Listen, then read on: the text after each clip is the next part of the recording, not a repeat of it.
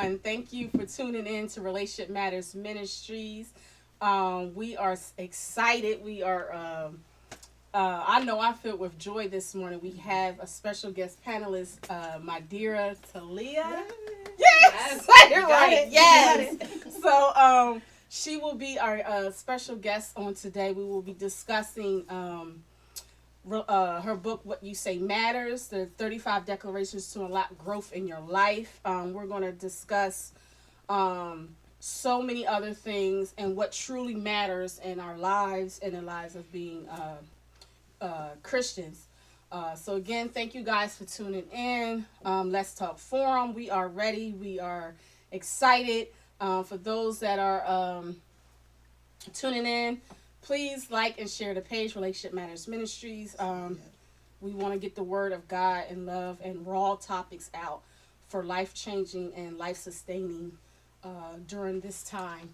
So again, I'm not going to keep talking, so we're going to jump right into it. So good morning. Good morning. Good morning. Good morning. So I'm so excited. We have again Mydera Taliah here, inspirationalist, author, poet, educator, a visual artist. She has so many things that she does, not only just for herself and her family, but as well as being an active role model in the community. So, my dear, tell me about you. What is it that you want our listeners to know about you today? You know, I live my life by this motto of live free and grow well. Wow. And I really believe that we can have all that we want. Mm-hmm. I believe that we can live the abundant life. And so when you call up all those hats, those titles, that is my attempt. That is my outward kind of expression of living the abundant life. I've got a lot of interests. Mm-hmm. I've got a lot of things I want to learn and do, and I've got a lot of ways I want to engage with people. Uh-huh. And so I try not to be limited by this thought of like when you were a kid and they were like, what is the one thing you want to be when you grow up? And I was like, I want to be a doctor, lawyer, president. Mm-hmm. And my family, they kind of always encourage that. Well, okay, you can kind of be all of those things. Right. And so I just kind of always just stayed to that motto. So who I am is really just, I feel like I am expression of the greatest creator we know, the greatest arter that we are, we know, that God, and I just want to be that as much as I can in this world and in this earth. And, I've experienced some loss. My mother died at a very young age. She was only 46 when she passed. Oh, wow. And I was 27 at the time. And it was very sudden. It was very traumatic. In one of our last conversations, she was talking about regrets. Things she wanted to readjust because she wasn't feeling like she was living her life for herself. Wow. And it felt like a passing of the torch, that idea that like,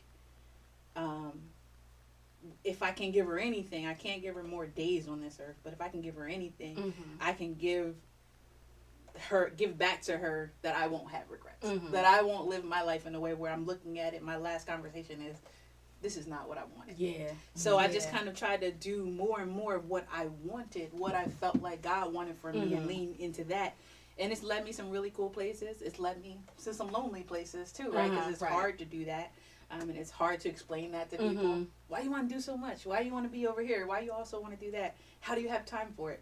I don't know. Yeah. I don't know. But it's not my job to answer your questions about like what is right for me to you. Like I have to answer that to myself. Right. So right. That's all that you called off. It's just an exploration of self. It's just me trying to figure it out and using that innocence of like that child mind. Like if you could be or do anything, what would it be? And so I just challenge myself to stay in that mindset and keep living that even through this older age. Yes.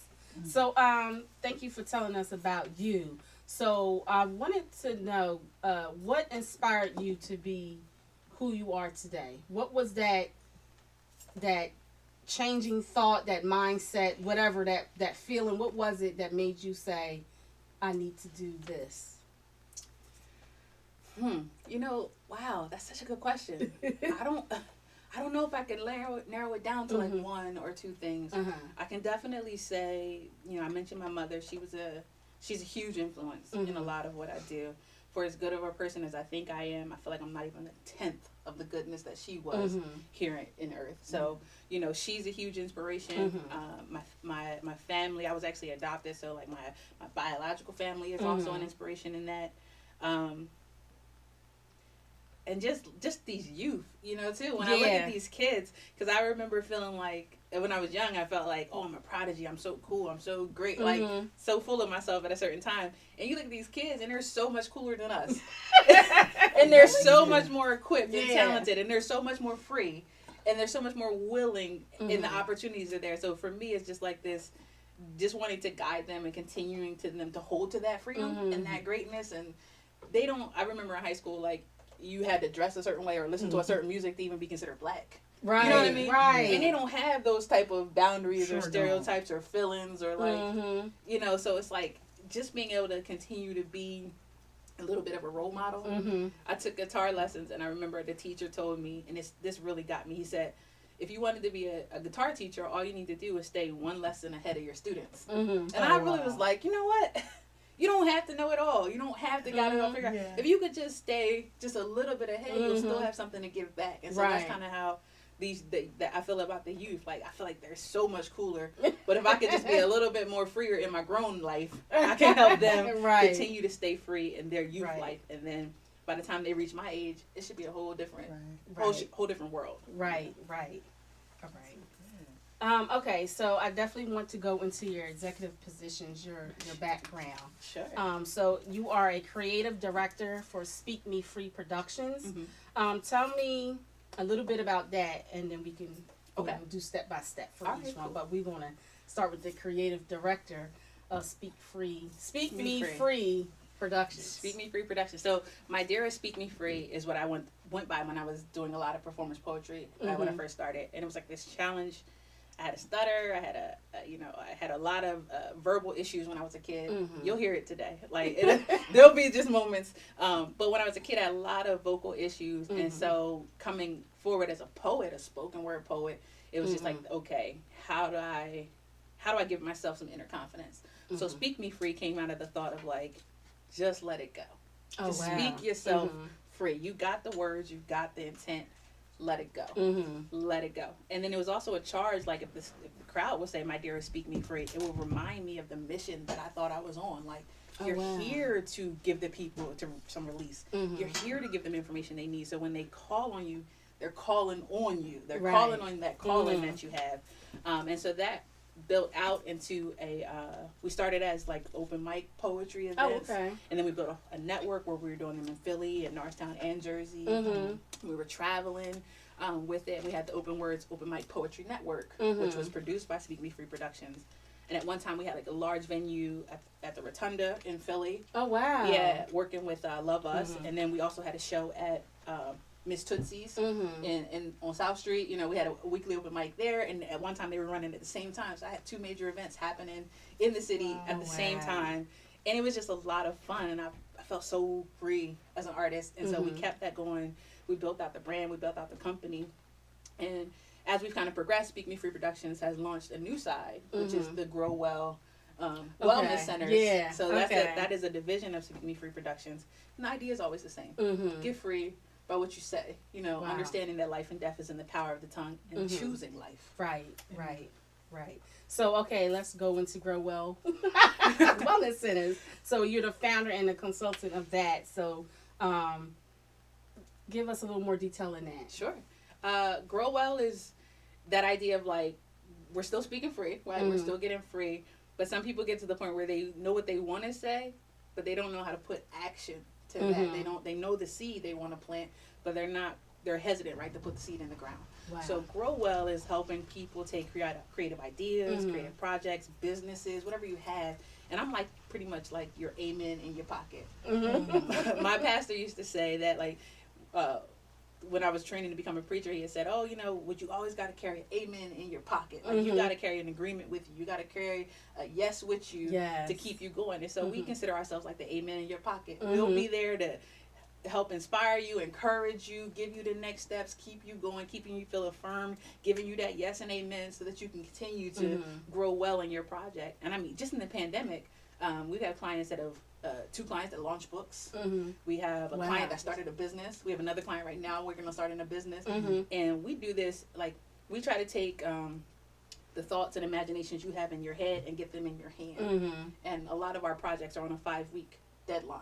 Oh, wow. I mean, we turned it around quick because Yeah. most of the time what's holding people back is themselves. Mm-hmm. Not the opportunity, not the funds, not the line, none of that. They just don't trust themselves or believe in themselves or trust the ground where they would put their seeds. So Grow Well is helping you to get out of your own way and getting you forward. Wow.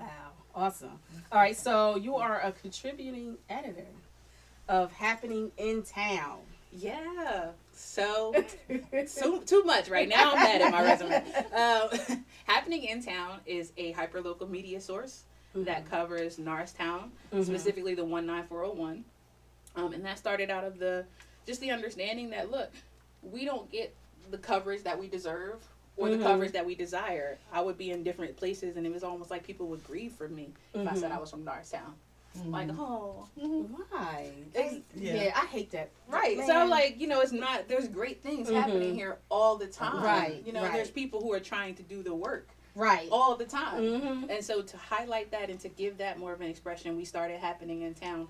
And another side of that is, like, when we had our events all the time, people would say, oh, I would have came, but I didn't know. Or I would have looked, but I didn't know. So it was like, well, find out. We consolidated everything. We put a community calendar together. We would consolidate news, media, everything. So it was almost like if you wanted to know what was happening in Norristown, go to the site, find out here. And we got a lot of attention early, and we were like competing early against different sources. And we got acknowledgments very early on. But a lot of people didn't know the Times Herald, the building closed, but so did the paper. Like the paper literally moved away and joined with 3 other papers, and now it's like the Pottstown Mercury and all these other things. And they're regionally based, no longer in Norristown. Oh, wow. So we don't really have the coverage of any sort like we used to. And when we do get the news, it's bad news. So, you know, people from deserve... the folks that be on the corner. Like, it is. And they're not the only ones here. So we wanted to highlight that and try our best to profile people. And, you know, we have it goes without saying, but we want to highlight specifically those who are dominant in the 19401. And oftentimes that's people that look like us. Right. So we want to highlight those stories. There's business owners, there's educators, there's just good people. Right. Doing good things. Right. A lot. So we wanted to highlight that, and we didn't see anywhere else to do it. So we did it ourselves. Yeah. And we've been growing ever since. We're right now looking for some interns because as it has grown, it's harder to cover so much. So much area. So much area and so much greatness. So, you know, we're hoping to scale that out some more. And that, you know, that comes under still that kind of idea of speak me free. I really believe that the power is ours if we will release it. Right. So. Right. Okay, so you're also an education director of Theater Horizon. Is that the theater up the street? Okay. Yes, that's right in Norristown. Norristown is wonderful in that it has 2 amazing theaters. You know, we have the Center Theater where I've done some work previously. We have Theater Horizon. We just have a really great and exciting arts community. We just didn't know. Yeah. And so with Theater Horizon, I was crazy enough to take a full-time position with them as I was starting Happening in Town. Ridiculous. But it's a lot of fun, and it's exactly what I wanted to do. I wanted to be able to create arts programming for children in Norristown because the door for me opened as an artist when I started when I went to theater camp at the Center Theater as a child. Right. And that, it blew my mind. And I remember fighting my mom. I didn't want to go to that camp. Everybody else was going to the rec camp.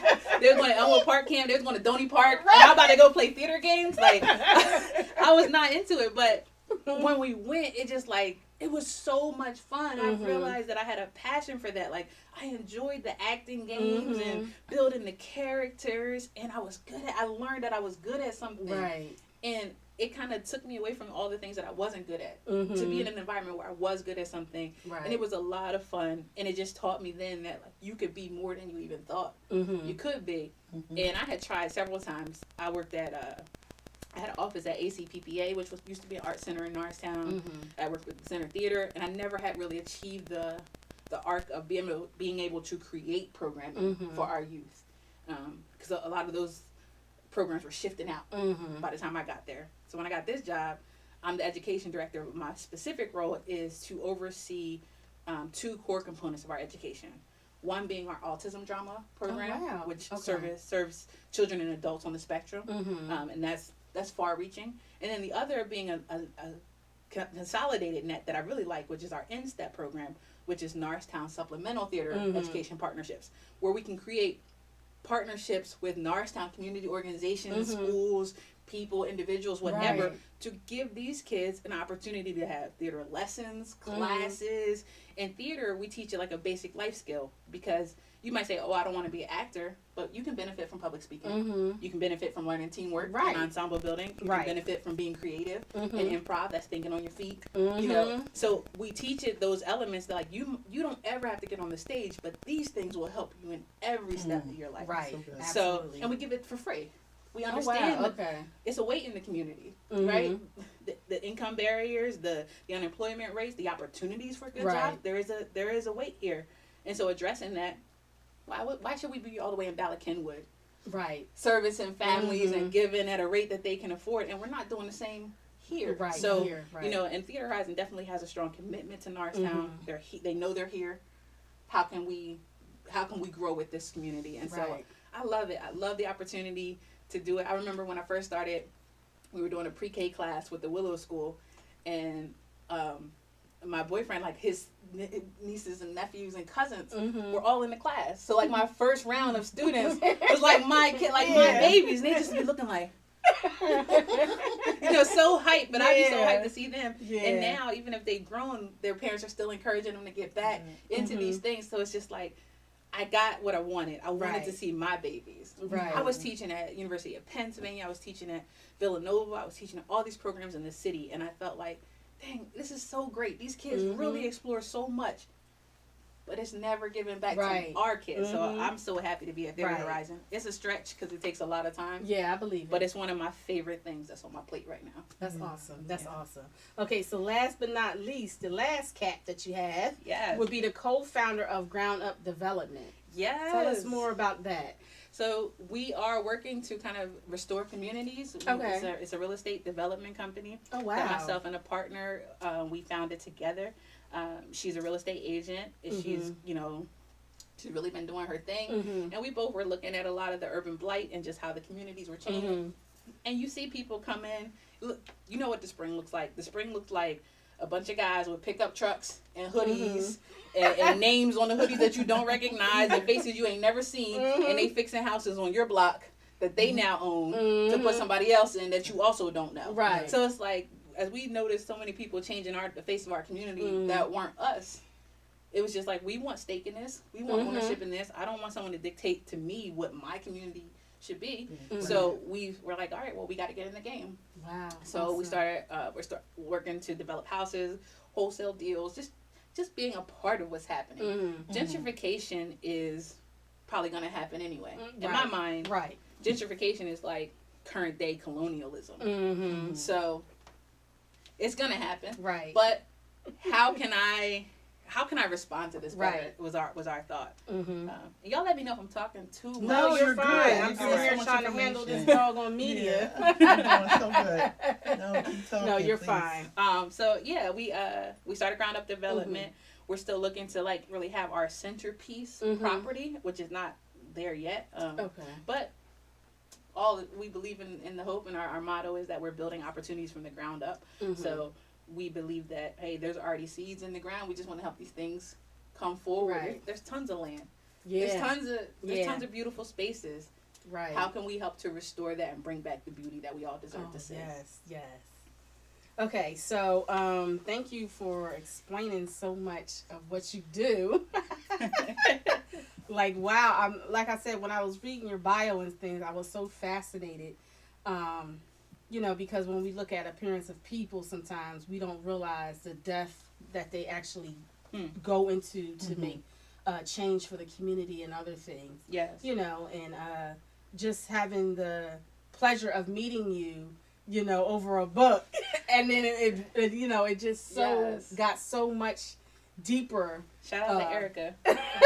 Shout out to Erica. It got so much deeper for us, and I'm like, oh my God. And then I remember when you first said, it was like, well, why haven't we met? I don't know.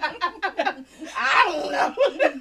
So it's a pleasure to have you here today. I'm extremely excited. Okay, so now we want to move into what you say matters. Okay. What made you write this book? What was your inspiration? I know for a fact for me, it has blessed me. I'm glad to hear that. It reminded me of what I say matters. I think sometimes when we get so bottled down with life, with problems and stuff, that we actually truly forget what actually matters. Yes, So yes. I want you to dig a little deep for us on about your book. Okay. I want to know what inspired you to write this book, and what were your intentions, or what were you hoping to get out of this book? Okay. So, and we talked about this a little earlier. I actually did not have the intention to write a book. I wasn't looking in any way at the time that it came together to share anything. I was trying to get free. Oh, wow. I was trying to get out of a place where I was stuck. And I believed that there was a way out, but it just became clear to me that no one was coming to save me. Right. Nobody was coming to get me. Nobody was going to shake me free. And even though what I was worried about, most of that, I put myself in that position. So even if someone does come and get me, they can't change probably the guilt I feel about how I got here. Right. And so there was a lot of healing that needed to take place. There was a lot of release that needed to happen. And I just really understood, like going back to my core understanding that life and death was in the power of my tongue. Right. I had to choose to speak life over myself. And I remember one day just waking up like, this is my new year. It was like the middle of August. Right. No lie. It was like the middle of August. And I was just like, this is my new year. I'm going to declare that this is new. I'm getting my clean slate right now. I'm starting right now. If it's time to make resolutions, then this is my revolution. My I guess I like that better. If it's time to make a resolution, then this is my revolution. Like, I'm ready to get out of this. And I kept hearing the song, like, it's already getting better. So I just kept feeling like, you gotta get out. What you're gonna say? And if you look back, I'm not saying you have to, but if you look back at my like Facebook feed, one of the very first ones is a Facebook post. And I was telling my students at that time, y'all give away so much media for free. You know, you give away all your good ideas for free. You jump right into social media and post them for free. You never like sit with that content. And so I was like doing this thing where it's called 365 declarations. Oh, wow. Because I was like, this is my new year, and I'm going to speak myself free every day of that year. And it got condensed down into like 35 core ones that it was like, these really hit. And I kept them, and I said them to myself regularly, and I like memorized these as if they were just like words that flow off the tip of your tongue. You know, because what you say internally, what you speak to yourself, that language and conversation you have, and believe it or not, you're having it. Whether you're saying, oh my God, I suck. Oh man, you look terrible. Oh, your hair is a mess. You know what I'm saying? We're saying something every time.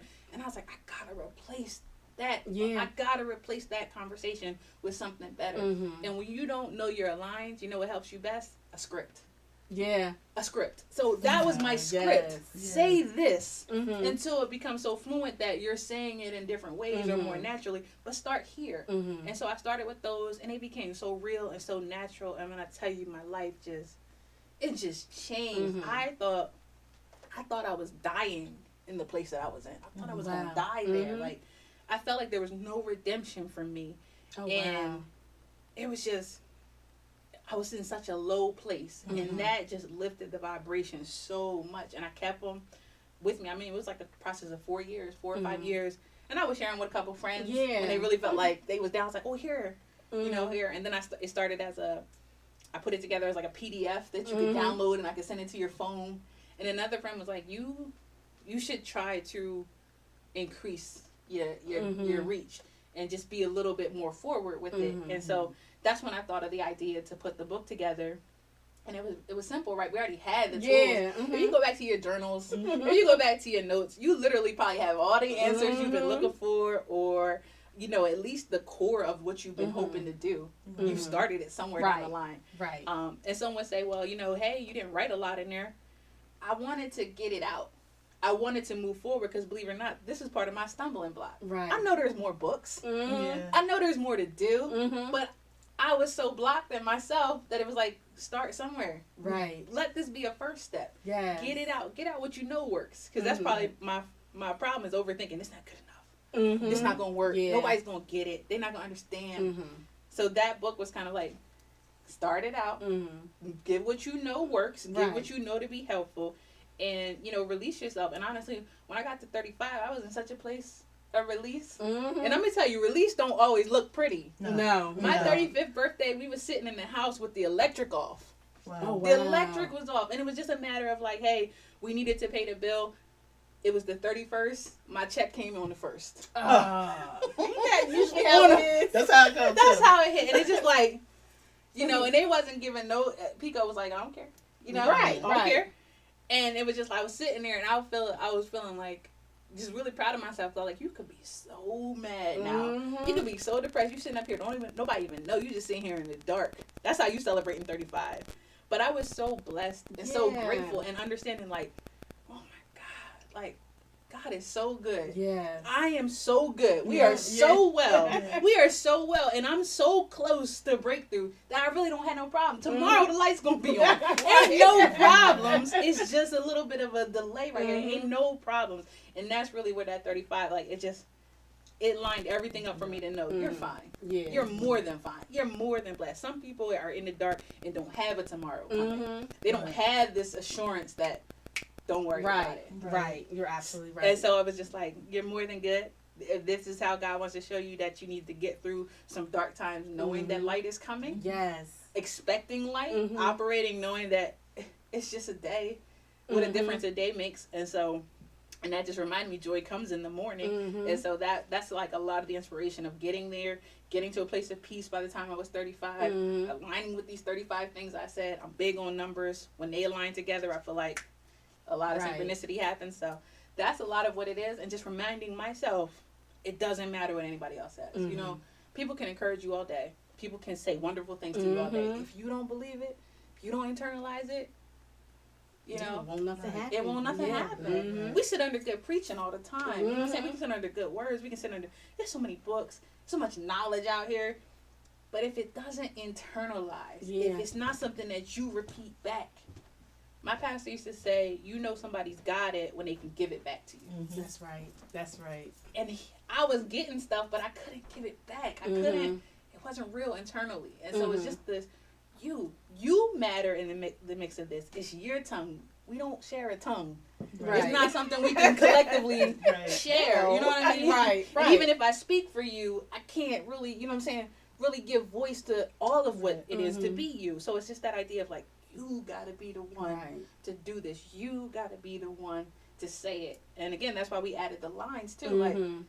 if it don't sound right, if you get the intent of it, but it don't sound right, rewrite it. Right. Rewrite it in your Mhm. tongue, so when it comes off, it's real. Right. Let me just ask you really Yeah. quick and rewind it for a moment. When you said that you were laying at night and then just wanted to find a way out, did something traumatic happen that day to say, you know what, enough is enough? Or was it like a point where, because sometimes people don't understand how to get there. Yeah. Sometimes we get caught up in a cycle, Mhm. like what's the little hamster on a Mhm. wheel. Yes. Yeah. Mhm. And when do you find yourself having to step off? Mhm. So sometimes I think traumatic experiences do it, and then other times people wake up and just want to be new. Yeah. So Mhm. did something traumatic happen to you, or at that moment, or did you just be like, you know what, I'm done? I think it was kind of a mix of both. Okay. I had my mother passed. It'll be 9 years coming up in February. Oh wow. But at that time, it was still felt new. Mhm. And I really felt like for like 6 years after she passed, every day I still felt like that girl whose mom died. It comes into Wow, every yeah. conversation you Mhm. have. It just, Yeah. it was so real. It was so hard It for me. It was. was like the Mhm. biggest thing I had ever experienced. And it was so heavy on me that I spent a lot of time trying to like figure out what was next. Mhm. And that started like a spiral of loss. My mom passed, and then we go And immediately after that, 6 months later, my uncle passes. You know, and then immediately after that, you know, it's like loss after loss. My grandmother, my mother's sister. These are younger people too. Wow. And it just became a cycle. And then in the process of February and March, we had a funeral every year for a close relative. And I went from a large family to just myself and my nieces. And it just was like, what is this like? Right. What is this? And I remember when my aunt finally passed, it felt like she was the last one of us at all. Like literally, the people that knew me from childhood don't even exist anymore. Sometimes I feel like nobody could even tell those stories. Right. None of those people are here. Wow. And I felt so lost in the world. I felt like if I die today, who gonna tell? Who can even know me? And I felt so distant. And I went into this place where I was like, you know what, you really gotta take care of yourself. And I went to this deep, like, self-care place. And let me tell you, it was so good to me and so wonderful that blessings came so quick and so great. Awesome. But that came so quick that I felt like it was too much. Oh. I got overwhelmed. Yeah. I got overwhelmed. And when you ask what the grief moment, and this is to be 100% transparent, I Excuse me. was trying to understand a lot of things. Got to the place where things was good. I got into a relationship that was really great. Very early in that relationship, I got pregnant. And when I got pregnant with my son, I had this feeling of like, I didn't feel like my mom would be mad. She's not here to say anything. But I also felt like she would just be like, you're supposed to be married first. And I just had this like internal grief that no one treated me like that. But I had this internal grief like, you messed up. You moved too quick. And then that grief set into so many things. I had trouble with the pregnancy. I had to step away from my job. So it was just money like lost. I was living with a roommate and we lost the lease on our place. Oh, wow. And I'm like, now I'm without a place. I'm pregnant. Can't work. And it just was like, so this is what happens when you do good? This is what happens when you try to take care of yourself? Wow. I felt so, there was such a spirit of guilt on my life that it really just made me feel like unworthy, unwell, unhealthy. Like, didn't matter what you did. And I know my son was a blessing, but I just felt this weight of guilt and this conditioning of like, what people gonna think of you now? All that what you did, all what you talk about, what people gonna think of you? What you have this baby, and it's not a fairy tale at the moment. You not only are you gonna tell people that you're pregnant, but you broke too. Right. You ain't got nowhere to stay either. And so I remember, like, you know, me and my dad, we didn't have the best relationship. Not for any bad reason. But he just, you know, we didn't get to know each other until much later in my life. And I remember I called him. And Dad, if you're watching, this is not a dig at you. It's just a moment that happened. I had called him and I was like, you know, can you get me something to eat? I'm like really hungry. I don't have any money on my card. Can you just order me something to eat? And he like tried to give me this whole lecture. Like, what you mean? Well, where the guy at that you with? He can't even get you nothing to eat. You know what I'm saying? What you doing with your life? How you get? And I'm like, whoa, you have never had to ever give me like, I've never given nobody these kind of problems. You've never. Get me a cheesesteak. Like, it's not even that deep. But, like, the weight of his just like, what you doing? I can't even believe you got yourself here. And I felt like, dang, is this what everybody feels? Like, it's just that weight. And it literally imprisoned me in that mindset that, like, you ain't good enough. You done messed up. You thought you was blessed. You was moving so quick. Now what you going to do? And I felt like I was never going to get out of that place. I felt like I was never going to, like, be okay. And I mean, we was in morning sickness for 9 months. So it was just like this, it was a physical feeling and it was an emotional feeling. And it was just like, I felt like I had never been that low in my life. And it's supposed to be a joyous time. Yeah. But I could not figure out how we was going to be okay or how I was going to be okay. And it just really took a lot of understanding for me to find out that, like, your conditions in life don't determine your well-being. Absolutely. You know, right. But I didn't know that. I didn't know that. So that for me was like really where the trauma was. But that was like the head of the pimple. That was just like this feeling of like everything that was going on underneath the surface. Because it had more to do with mourning my own mother than it had to do with my time. Right. So it was just like this moment where it was just all felt too much and I didn't feel worthy of any of it. If anybody should be here and be a mother, I felt like it should have been my mom. And here I am now with the opportunity to be a mom. And I ain't even doing right and he ain't even here yet. Right. Or I'm not good enough and he's not here yet. So I was really, really beating myself up. Really just felt like I had nobody at that time. Because, I mean, if you're in that place, you know who you want most? Your mom. Somebody that know you. Somebody make you soup. You know, Right. rub your hair. I had nobody. And my boyfriend's family was great. But they still, at that time, felt like strangers. Like, I didn't feel like I knew them in that way that I could, like, just be completely vulnerable. Yeah. And not, they were great. I wasn't ready. Yeah. And so I felt so alone during that time. And there was nobody to even be, like, happy for me. You know? Because all those people were gone. So it was such a lonely place. And I was not a good friend to me during that time. And I needed to be. Yeah. And so Right. that's really where that was. That's awesome. Wow. I'm a little lost for words right now. So, okay, I guess the next thing I wanted to ask you is, out of your book, do you have a favorite declaration that you like for yourself? One that was like, yeah, I do. this is me. This is what I have to affirm over myself. I think I am light, I am love, I am one with my most high self is one of my favorites. Yeah, I like that one too. I think it just reminds me of who I am. You know, I like the last one. It talks about how, you know, I am here, I'm present, my energy is precious. The Most High has smiled on me. It's just those, and that's go back to like, those are big ones in the moment when I was worthless. In the moment where I was feeling like I was nothing, those were speaking like, you're okay. Right. You're still good. You're light. You are love. You're not empty. You're not, of course you'll be an okay mother. You're not broke. You're not without your light. Light is full. Light is abundant. I am love. That I love covers a multitude of things. I'm one with my most high self. I'm not out of place. I'm not out of position. I'm not caught in a bad way. I'm one. I'm one with my most high self. And so those were really, really core to me.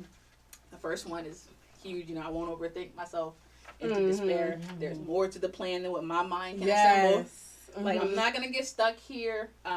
But yeah, I mean, I love them. I love them all, right? That's how I was. Like, There's a lot. I love them all. I love, you know, the thoughts about being created to create. That the one that talks about, I do not have to do this alone. I am surrounded. And that was during that time, like, you don't have to do this by, I wouldn't ask, I would hate to ask people for anything. Even when I asked my dad for that food, he was the last call I would make, but it was also like, I didn't feel like I would have to face him again. So, you know what I mean? There's people in the house I could have asked. I just didn't even talk to them. I didn't even say anything to them because I didn't want people to even know I was in need. Right. In that time. That's how guarded I was. Right. So these were just like, you can ask, you can reach. Right. But I'm talking a lot. So tell me what you like. Well, I haven't read the entire book as of yet, but definitely will.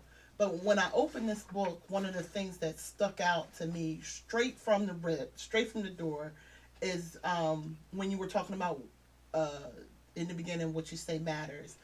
And then that piece where you says, if you're not interested in growing, then this book is not for you. And I think people have to get to a place where they have to be interested in their own growth. And I think that may be the toughest declaration. That may be the toughest part of you coming out of where you are.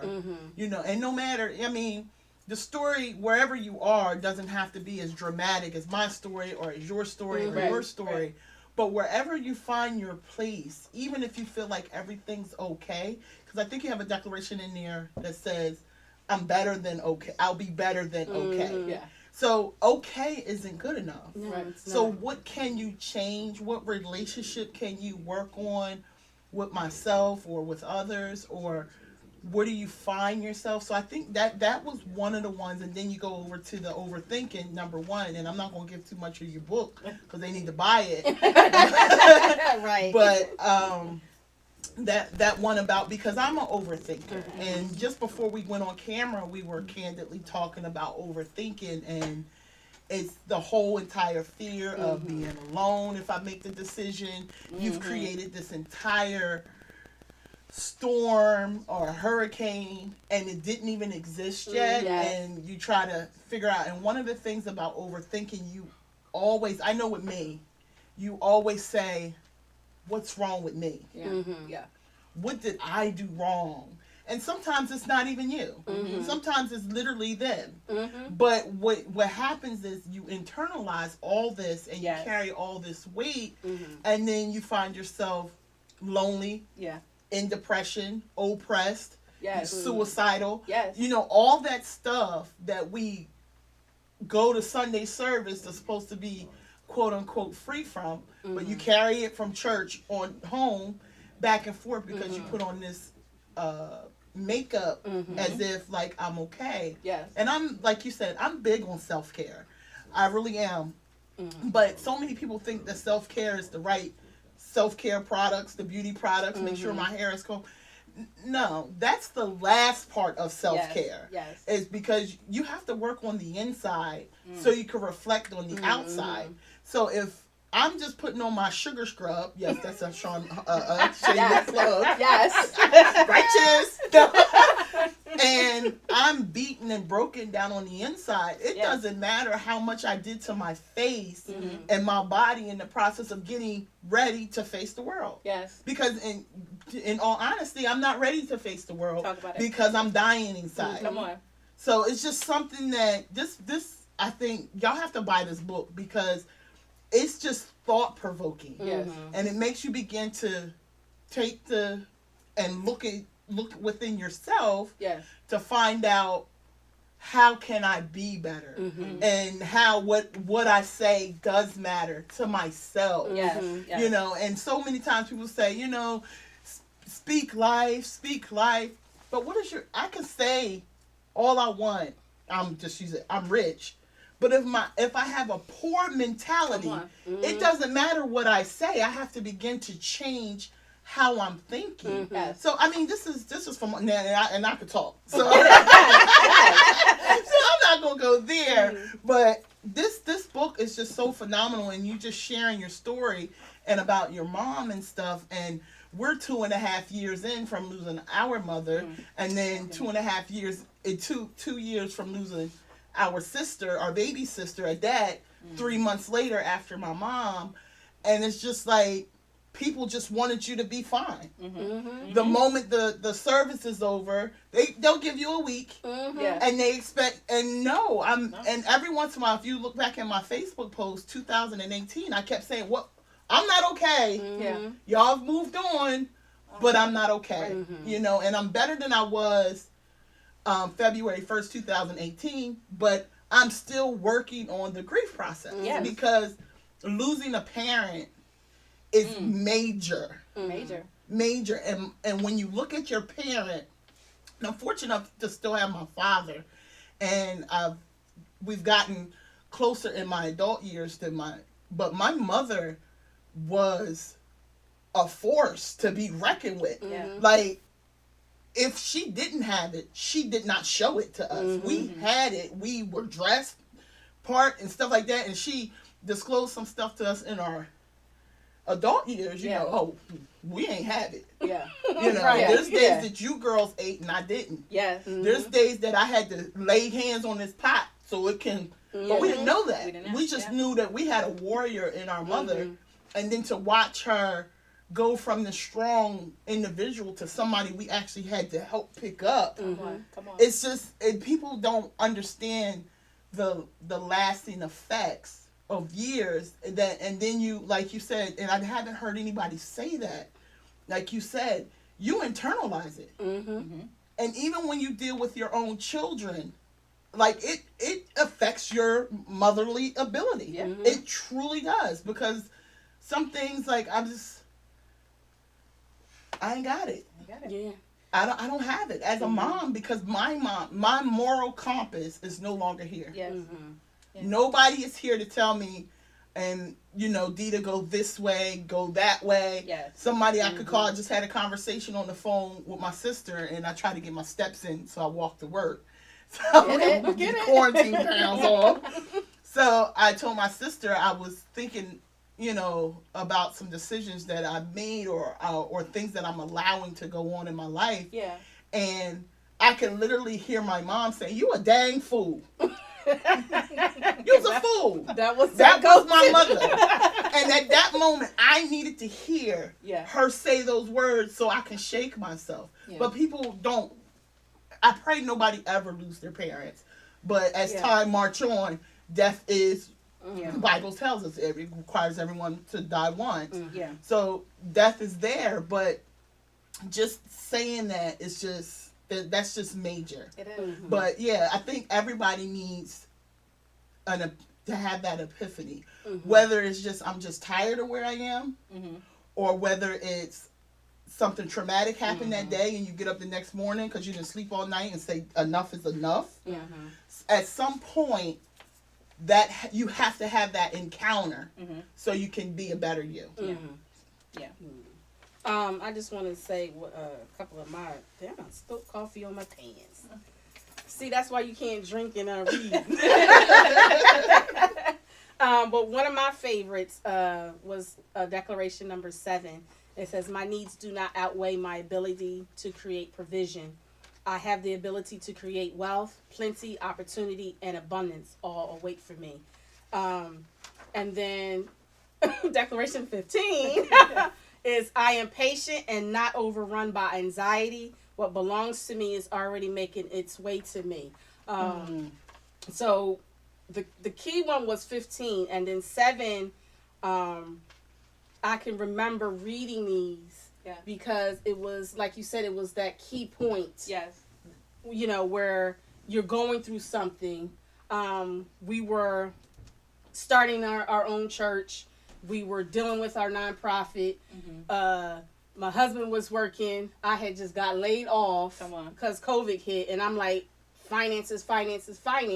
Yeah. And then I opened this book, and my needs do not outweigh my ability to create provision. So it just motivated me to say, well, this is the season of my life where a lot of us is lacking. Mm-hmm. But in my mind, I said, I refuse to lack again because I'm tired of lacking. Yeah. Like, Right. I've been married 15 years, and I swear the last 2 years has been our most time where we have actually flourished. Yes. Yes. Like, wisdom is kicking in, consistency is kicking in.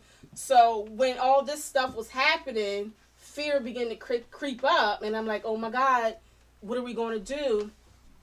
And then, like I was telling you before, my dear, my patient and I not overrun by anxiety. Mm-hmm. I suffered from anxiety so bad. Wow. And it was simply because of the traumatic experience I dealt as a child and then growing up. And then, a lot of stuff you harbor, you take in thinking you healed. Right. And then, something else happens and you react rather than respond, and you realize I'm not there. Yeah. There was a point in my life where, I don't know if you noticed, I wear bangles now. Okay. Loud earrings. I love it. I've always loved it, but because of my traumatic experience, I didn't wear jewelry because it brought too much attention to me. I didn't want the attention. Yeah. So I stayed humble, and the little loops, the little studs, I'm just going to wear my little wedding ring and that's it. But as I began to walk this healing out and the declarations begin to kick in, like, it would just reminded me, like, oh. And then I got in a season where I'm going to buy bangles because, the quiet people have the loudest thoughts. Yes. So this book just truly reminded me, not only did I have some ways to go, because I'm not perfect, but it reminded me of how far I have also came. Yes. So, like I said, I'm not going to give any much more of the book. Please sow into the book. This is what the book looks like. It will bless your socks off. And if it does not change you, then it's you. It's not her. Because she put everything in this book. I could feel it. Yeah. I told you that one day when Erica put it in the chat. And just the title gave me goosebumps. Wow. And I was like, oh, I got to buy this book. Just simply because of the title. Because I was going through a season where God was pulling me to say what matters. Yes. Start doing affirmations over yourself. Start declaring some things. Come on. You can't keep silent on something. Some things you have to put your words Yes. to action. Like Yes. you can't just say whatever you want to say because it won't be fruitful. Like Right. so I was like, gotta get this book, and I got the book. I'm glad. I got the book, and I'm so happy that I did. Wanted to ask real quick before we go off into the next topic. I know there's more. Do you have more? I mean, not trying to give out too much, but I'm hungry. Is there more? We are working on a new release. Okay. We are working on a new Okay. release. Just making sure that it's right. Yeah, That gotcha. the message is fully prepared. But yeah, there's more to come. Mm-hmm. And we, like I said, we just wanted to kind of give the invitation Mm-hmm. for people to walk into their liberty and walk into their freedom. Mm-hmm. And just real quick, the book was released on officially released on Juneteenth of this year, like officially announced and released. And so I wasn't far behind. No, you weren't far thank behind. God. It's still fairly new. Because I'm always late to the party. You was on it. You was part of that first wave. Oh, for us, okay, for us. gotcha. We didn't even tell anybody. When I say we, I'm talking about myself. But I always like to act like I got a big team. That's part of me speaking my existence. That's part of me me speaking. too. So I Girl, always we say we. Mhm. And just real quick to show that it works, like proof of that is we went through the resume, right? Mm-hmm. But 3/4 of that doesn't happen until after I get through the process of this book. Like we say a lot of stuff, Yeah. but that's when Theater Horizon can come. That's when, you know what I'm Mhm. saying, new companies can emerge Right. and go for it. The only thing I did have before all of this was Speak Me Free Productions. Wow. I just had the understanding, but when I applied it, Girl, I I applied it and understood that what I said mattered, then you get into overflow. And I mean, at this Yes. point, we're turning down opportunities. Went from broke to, you know, I'm so impressed with like my stock market portfolio, and I laugh at that because like, what? Me? Yeah. Me? Right. Not me. I don't want to buy. I'm a Ross shopper. You know what I'm saying? I want to get. If I can get it at the dollar store, I'll take the extra step. Like, Right.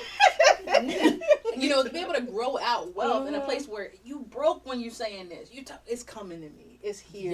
With all- Yes. I'm saying this when I'm broke, but I'm here now in a place of abundance because of what I sowed then. Are y'all? Oh my God! Are y'all listening to I this? know. I hope you're getting it. Like this is the key. Like people don't get it, and I've been struggling for years because people don't get it. And you're saying everything Here.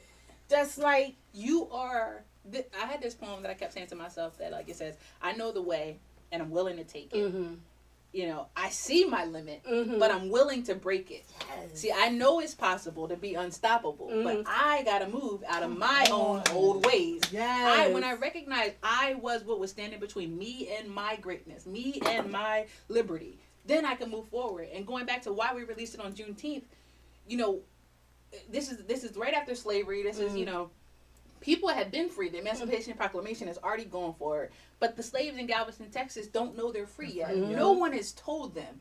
They have not gotten the word. And it's not something they're speaking to themselves. They don't know. They don't even know. But we've got the word. Yeah. We was born into the word. The word had already been released. It's you're here. You're here to have the abundant life. You're free.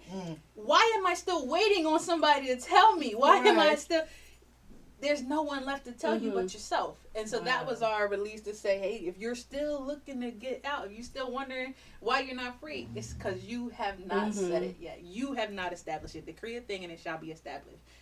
You put it out there and you can continue to walk in it. Yes. Whatsoever you loose in heaven shall be loose That on is earth. my Whatsoever favorite. you bound in heaven 19:18. shall be bound in earth. That is my favorite. Heaven, earth. Yes. What you Yes. saying and doing up here will manifest out Mhm. here. And so we were just looking for, if you needed license, if you needed an authority, if you needed a certificate, whatever you needed to be free, it's in your mouth. It's in your word. Here you go. If you didn't have the words, here you go. And let's get there. Let's Right. get it, because you know what? We can all grow well, Mhm. and we could grow well together. Yes. There's more to do. There's Yes. more fruit. There's more. Yes. That's so good. I like the togetherness because it reminds me of relationships. Yes. Like Right. we have to understand that relationships and our togetherness is strength. Yes. Is what we need. Yes. So this is amazing. I'm excited. If you guys that is watching, if you have any questions for us, please put it in the chat. We will be giving you guys shout outs and answering your questions. So please, if you have anything you want to say, comment, and then let us know how we're doing. I just want to give a quick shout out to my girl in Virginia, Mary Reynolds. Oh. She's on my watch party. I absolutely hi, love Mary. her. She's definitely chiming in, saying amen. Yes, That's yes. good, right? Cool. So I appreciate you chiming in, Mary. I miss you. I love you. You know, we got to get together. The COVID thing has just messed everything up, but we definitely got to get together. Yes. Do a temperature check first. And then move forward, because I want to be my sister's keeper too. Yes. But I just think just to piggyback on what you were saying about being we are free but not know it. I think it was one of my close friends, Nicole Tillman, or it may have been my sister that said that she sees, especially women, because she's definitely called to the women.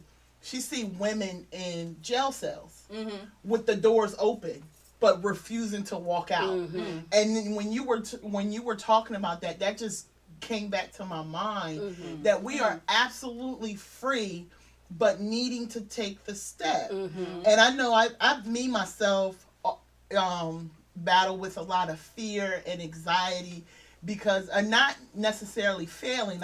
Because I'm okay with the failure part. I'm not okay with the being laughed at part. Yes. Yes. And that thing says, because it took a lot for me to launch my own personal business. Yes. Because I didn't want people to laugh at me. Yes. And Yes. say, oh, who she thinks she is? Oh, that's stupid. That's Yes. not a good idea. She's not going to make it. And I was okay with, okay, let me start it. And if I fail, I just fail. Yes. I'll just reinvent myself again. But for me I didn't want anybody to be like, ha ha. That whole aspect, but I just got to a point, and my sister was saying about the whole relationship aspect. I surrounded myself with people that can say, you can do it. Yes. This is amazing. Yes. And then I got a team of people to try my stuff, and they, some came back with, try it again. And that skin is glowing, by the way. Oh, thank you. Yes. Yes. Oh my God. Righteous.com. Okay, I'm sorry. Thank you so much. But it just, my boyfriend is one of the biggest supporters of my company. To say, every time I get an idea, I kind of shoot it off him. Yeah. Or sometimes I don't. Because I just want to see what happens. Yeah. And my sister and her husband, they're great supporters of myself as well. So that whole relationship aspect of it is so important and what matters. Yes. And then sometimes you have to, we always talk about getting people on your team or within you that's supportive. Yeah. But how do you know, and I guess this is my question too, the supportive ones and the ones that you have to wean out? Because sometimes you'll get people on your team that you think is riding for you. Yeah. And then all of a sudden you be like, that don't sound right. Yeah. Or is it hate or is it guidance? Because sometimes we get it mixed up. Yeah. Sometimes, because we're quick to say, if you don't like my tights, I mean you a hater. That's not true. I just don't like the tights. But we live in that we live in that society now that if I disagree with you on anything, We can't be. Yeah. I'm a hater. Yeah. But I think that's the lie from the devil. Yeah. Because you have to have somebody on your team to say no. Yes. Yes. That ain't right. But then you also have to have the wisdom to kind of wean out the ones that are quote unquote haters. Yeah. And the ones that just truly have your best interests at heart. Absolutely. So I think now you're leading into what actually matters. Yeah. Okay. Well, go ahead. And I just want to ditto everything you said. I just feel like you just so beautifully said that and amen. put that in together. When I think of when we build these teams and all the work that we do and everything we talked about, it's so relational. I believe one of our strongest problems and what keeps us bound and what keeps us neglectful of our greatness and our own ability as individuals is our lack of community, our lack of connection and communal source. Because in community there is good and there is bad, but there is love that binds that so that you can take both of those things as they come. And so when you talk about this haters, and that's a term I never use anymore, because I just feel like you're right. People scapegoat it. you wish you had a hater. So Yeah. you call everybody that don't like Right. something a hater. I think it's just like, you know, it has to be fair. Like, you don't like everything, so why does someone else have to like everything that you do or everything that you're into? You know, there was a beautiful spread this morning of breakfast items, but you don't have to like strawberries and you don't have to like grapes. You just get the part that you like. You know, in our lives, we're like, well, I'm strawberry and grape, so you better like everything about it. And people are like, well, I'm allergic to strawberry. You know, you a hater. You know, it's kind of everyone does not have the appetite for us. Wisdom comes in separating the wheat from the tare. You know, knowing where it's fruitful and where it's not. And then I saw this quote this past week that really got me. It said, you don't have to kill Judas. Judas kills himself. If there is a huge hater on your team, somebody who don't got your best interest at heart, honestly, you might need them there, right? They might be what's helping you think about Jesus. They might be what's partly helping you to get to the place that you need to get to. And you really don't have to spend all this concerted effort concentrating on them. We have to understand that in our thought process, we get more of what we give attention to. If I'm giving all my attention to the haters and the people that don't like me, that's more what I'm attracting back to myself. And if I'm using all this wonderful, powerful energy, explosive, just wonderful and great, to deal with the people who don't like me, how am I serving those that do? Right. The people that are on my team now are slighted. The people who are on my side not getting any attention. It's like our school systems. The kids who act up get the most attention in the class. Where the child that wants to learn is just sitting there like... Right. Yeah, right. And so when we think about our businesses, our companies, our clientele, our bases, we have to give the attention to those that are with us. The ones that are not will fall away. And our understanding has to be in self that you can't take me down. Do we believe when we say... no weapon formed against me shall prosper? Do we believe the core of the greatness of all of this? I mean, it's covered. It's covered in there. So it's kind of like you can't just take those pieces. And I think, you know, our confrontational being and our being of like wanting to be embraced, when we're in that place of like not feeling that love, we give that more attention. Right. Because that's the part that's uncomfortable. So I had Mary in here. She chiming in. I love when she talks. She speaks so eloquently. Mary, just saying, I don't like the word either. Everyone is not a hater. So we totally agree with that. We totally agree. Just because I disagree with you doesn't necessarily mean I am a hater. I just don't like it. I don't think it's a fit for you. And what's wrong with that? And we just keep it moving. I really try to stay away from that word, hater. And then it's funny she said, you know, haters, they put that, most of the people that always talk about they have haters really don't have anybody that's hating. They just really made this up in their mind for attention to make it seem. And then she says about balancing out and everything, and then wow and right, amen. So we got amen. We got an amen section. I love you, Mary. I really do. So sister. Some people play to their biggest crowd. You know what I'm saying? So if you feel like you got mostly haters, you spend all your time talking to them. If let's say you got 2 people cheering you on, and you got what you think is 1,000 people hating on you, and you up on stage, what crowd you gonna jump into? You know what I'm saying? Them 2 people might make you feel like they gonna hold you up. So some people have a following, but it might be just their mom and dad. But in their feelings, like, that's not enough. Right. That's not enough. So the 2 people or the 3 people that might have said something discouraging, they give that more weight because there's more of it. So I think that more people are just enamored with, you know, the attention of it. Right. And we seem to get more attention from people that don't like, or they're the first to comment. It's a million people that do like what you're doing. Right. Just didn't know what to say. They didn't know, you know, to like it or to make a comment, but it was like, that's nice. Yeah, that's nice. Yeah. Right. You know, so there's a lot of people that's rooting for you that you just don't know. Don't let the person that's being loudest make you get confused. There are tons of people in your corner, and you know, the more and more you're in your own corner, the less you need any of those sides. Right. You know, you're the gift. You're supposed to be given, you know. So I think it's unfair to put that weight on your crowd or on your base or your people to say, give me what I need. Right. Ain't that what I came up here for? Right. To give you something? Yeah. Right. So, yeah, we get that twisted all the time. Yeah, absolutely.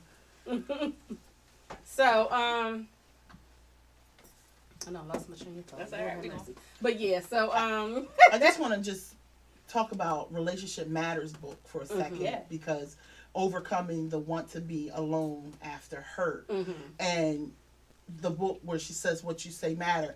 It's just almost like you two just kind of had a conversation when you wrote your books. And I know she wrote hers 3 years ago. You just celebrated your anniversary, and yours just came out this year. But I just encourage everybody to get both of them, because after you go through what matters, this helps you get over the hurt of and wanting to be alone, after the hurt in that process, and just being able to speak life into yourself. I think it's just so important and so major with people. And where we are right now, and at this, we live in a time right now that people are off the cuff. Like, they'll say anything that comes to their face, out there, to their mind, out their face, and not understanding the ramifications and that comes behind words. I hate that childhood saying when they say words. Come on. What does it say? Words don't hurt. Few sticks and stones may break my bones, but names will never hurt me. That's a lie. That's a lie. Give me sticks. Please. Because there's been times that I'd rather somebody just go ahead and punch me in the face, because I go get the ice, than say the stuff that came out their mouth, because it sticks forever. It's like there, and you got to keep wrestling with it until you find your deliverance and your healing. And I mean, I've just recently came out of a situation with a church with words that hurt. And I'm like, this is supposed to be a place of sanctuary, and these people are just saying whatever. I'd rather y'all take me in the back and beat me with sticks, because I can just go to the hospital, Einstein, and take my little Motrin and get well. And then now I found myself in the process of trying to heal, and don't want to do church, and don't want to do people and things like that. And then I have to go into the declarations of what I say matters, because I have to change the way that I'm speaking over my life. And I just wish we would get out of, I wish people would be delivered from their words over people. If you don't have nothing nice to say, shut up. Just be quiet. Write it down. Write your own declaration. How about you write your own book? Write in your journal and just leave it. Because it's so arsenal when you just fire off and not. And social media has made it so much easier for people to say. You don't get no likes when you put something positive up. But you get 233 likes when you put something negative up, or you calling somebody out, and then the first thing you get your eyes on there, looking like, because I'm just here for the comment. No, how about we start turning that stuff off? We're more conditioned to that side. Right. But why though? Because of sinful nature. And I just think because we are so beat down as a person, and we're not whole. So it's easy to reciprocate what you're already feeling. So if I'm feeling broke, so I'm going to sow brokenness. And if I'm not healed, I'm going to sow discord. And it's just so much other stuff, and then it end up becoming demonic. In itself, and then now you got a stronghold. And now we got to pray that thing off you. So anybody need to pray? I got you. Because I'll pray it off. But you got to be willing to receive it. But I just think that both of these books are just so paramount in the kingdom of God. And then you quoted a few scripture, Matthew 18:18, and then you talked about the life and death and the power of the tongue. And I just can't believe how people don't think words are powerful. When God just spoke. God didn't come down here and built the earth with a hammer and a screwdriver. He spoke it. Come on. He spoke it. So if words aren't powerful, then why God speak it into existence? In the beginning was the word. Right. Like, if and I think that comes down to, like, we just don't get it. We don't get great it. Would life be if these were in the core curriculum when you were going through school? You know what I'm saying? Like, if I had this book 3 years ago, you know what I'm saying? Because I do believe they go hand in hand. And where you have a line here that says, "I decided to make a change." that's what I did, but I didn't know what I was doing. You know what I'm saying? I feel like I went through this book, but there was nobody there to articulate to me what was happening. I was at a loss. My relationships were gone, and I didn't know how to make new ones. And I was hurt, and I was grieving, and I was isolating within myself, and I didn't know what to do. And it was just by maybe osmosis that I realized that I had to create a relationship with myself and reestablish one with my source. But if I would have known, you know what I'm saying? Like, these are things that help you learn and curve the learning path. These are instructional materials that help you get it. And I really, this is a phenomenal work. And it's so powerful. And just the understanding that it offers. Like, we can't be here to do this by ourselves. Right. And for real, you don't want to. Yeah, you don't want to. You think that this is an easier way, or it's the brace, or it's what's going to get you through. But it's not really what you want. And you know that. You know that deep down. And you have to decide. Do I want more of what I have, or am I willing to do what I've not done before, or even what I did before that didn't work? Am I willing to try again and be open to it? And I just absolutely believe, there is life. You say it in here. There's this line that says, there is life after hurt. There is life at this. And I just kept, there is life. There is life. Sometimes we don't see that. We just think, it's death. It's death. Yeah, it's death. It's death. It's death. Enough. It's going to close. It's going to close. And it just takes me back to that scripture. Life and death are here within this power. Right. Which one you going to choose? Your book talks about that. This being in a choosing cycle. Right. What are you choosing? Right. You talked about a lady in here that was like in a relationship that kept going. She kept getting in bad relationships, and you said it clearly. You said she kept choosing mates, and it just it takes me back to the idea that we have so much more power and thus responsibility to ourselves than we're willing to admit. Right. And it's easier to say, oh, life got me here.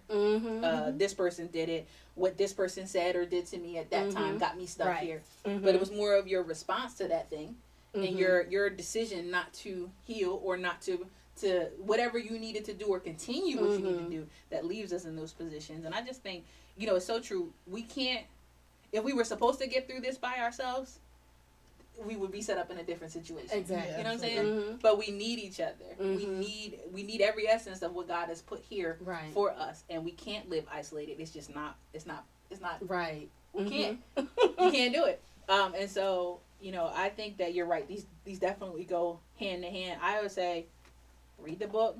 Read this book. While you're reading it, have on like a sugar scrub. Sit, have a good cup of tea, and really think it through. And then, come back and share your testimony at Relationship Matters Ministry. Like, it's just it's a cycle that you can just really carry and keep with you. But this is the work you got to do every day. This is active work. This is like, I have decided every day you ought to get dressed. And there's particular items about your dressing that you must change. Same with the body, same with life. Every day you must get it together.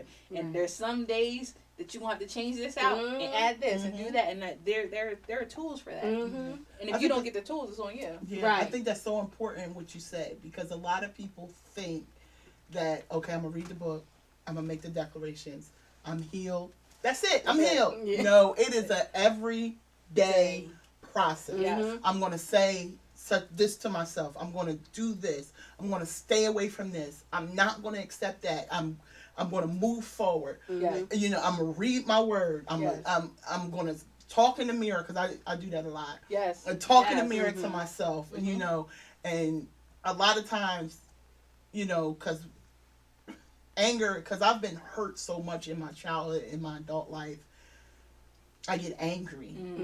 So I dealt with a lot of rage. So now when I feel like I'm being taken advantage of or something like that, I'll say to myself, it's not that deep. You can get through this. Yeah. Take a deep breath. Put the phone down, because I'll send a 30-page text. Yes. Or leave a 10-minute thing on the answer machine, because I got to get out what I got to say. Yeah. But I've learned in time that I'm going to just give it to God. Yes. Yes. I'm just going to sit there and talk to God, because he never gets tired. Never. Because sometimes, I'll call my sister to vent or whatever, and then I'm just like, I just vented to her about this last week. She gotta be tired of me. Just know that God never gets tired. Never gets tired. Never gets tired. And you could go over the same thing and try the same strategy with God, he's there. Mm-hmm. He will listen to you. Yes. And if you sit long enough, he'll answer you back. Yes. Mhm. Even if it's not with his voice, Yes. it's different things that happens in your life. Like, God, you funny. You You funny. did, yeah, you did that. Yes. You Mhm. know, and one of the things about God, he's so amazing that when you give him that, he'll give it back to you. Mhm. Yeah. And you'll begin to start to relieve the pressure Yeah. Mhm. Yeah. off your mind and off your shoulders. Because I know when I get weighed down, it's my head and it's my shoulders. Mhm. I feel so heavy. Yeah. And then when you give it to God and you leave it there, and you like, God, you said. Yeah. And that's the amazing thing about God. Because we can cry all day to God, but he's activated by his word. Mhm. So if I'm just crying, and yes, he knows every tear and he counts every tear and he gets it, but God is not moved by emotions. Yeah. You have to give him that word back. Mhm. God, you, and I'm quick to petition God.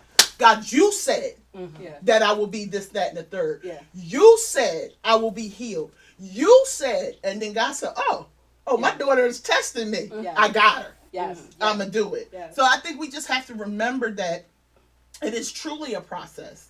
And it's an everyday thing. Like you said, it's just the way you get up and you get dressed. Mhm. And how you prepare. I don't know how. I'm an emotional dresser. So I have to kind of like have 4 outfits the night before. I love this. Oh my God. Before, like there's, it's crazy because I cannot go, like I'm trying to figure out, I'm going on vacation next month. And I'm figuring out, because now they charge you for bags. I'm trying to figure out how I'm going to get all this stuff in one bag in less than 50 pounds. I don't think that's going to happen. But because I literally carry about 5 to 6 suitcases away because I'm an emotional dresser. Okay. So with that being said, the way I try to prepare what my mood will be the next day Yeah. is kind of like you have to get yourself, and my emotional dressing is demonic, so I'm working on it. But you have to work on that in the morning. Yeah. I'm going to go in the night before because, thank you, Holy Spirit.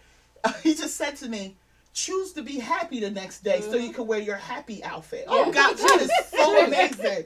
God is so amazing. So when the night before, tomorrow, whatever comes, I'm going to choose to be happy. Yeah. So I'm going to wear my cheerful tutus, and I'm going to wear my cheerful shirts, and I'm going to make sure my hair is all life, you know, because I'm choosing. And that's just what you said. You have to choose every day to do this, that, and the third. Yes. So you know what you say matters. Yes. So you have that relationships with people, because even after hurt, you can still continue healthy relationships. Mhm.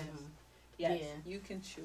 Yeah, I Absolutely. think one of the things that we fail to realize, and it's a lot of questions I get asked this several times a month via inbox. Like, oh, I read your book. So have a question. And it's the same question that Joe Blow asked back in Arizona. How do you go from one step to the next? And it's the same answer. It's by choice. By choice. You have to choose that I'm going to take this next step. I'm going to choose when somebody offends me or hurt me. I'm going to choose and not react, but I'm going to choose to say I'm angry. Mm-hmm. I'm going to choose to deal with my anger. Yes. But then I'm going to choose to not let the anger control me. Yes. I'm going to get healed. Your healing, I tell everybody this all the time, your healing, how fast or slow you move, is completely up to your own choices. Yes. I don't care if you have a therapist. I don't care if you have a girlfriend, boyfriend, husband, whatever. How fast or slow you move is up to your own choice. Yes. Some people can grieve faster while others can take longer. And that's simply because how they choose to deal with their grief. Yeah. And now there's nothing wrong if you choose to move a little slower. That's your pace. I can't tell you how to grieve. Right. However, you can choose and you have that control to do what you need to do to get to the other side. Everything's by choice. And we fail to realize Come on. that everything consists of choosing of what we're going to do next. Yes. I had to realize, and this is like during the summer, and my husband can contest to this, I used to fly off the handle so bad. Something was that if it goes to the left, because I'm a planner, and it goes to the left, I used to be like, I can't call him, and I'd be so emotionally distraught. Yeah. And I had to learn, okay, why are you emotionally distraught? Like, I had to literally start talking to myself to say, why are you emotionally distraught? Yes. Why are you reacting the way you acted? And then when I begin to answer those questions, then I begin to make the choice to do it differently. Yes. So everything is simply about choice. It is. Life Everything. isn't an open-ended question. Yes. But it has multiple choices. Right. You can pick here. Right. And I will say this, and this is, I don't know how you feel about it, right? Or how either of you. But I feel like sometimes as a black woman, we are the last to choose ourselves. Absolutely. We choose everybody else, Mm-hmm. everything else. And then we've, in some ways, been kind of pushed into those roles. And we talk about the grief. Like, ain't time to do that.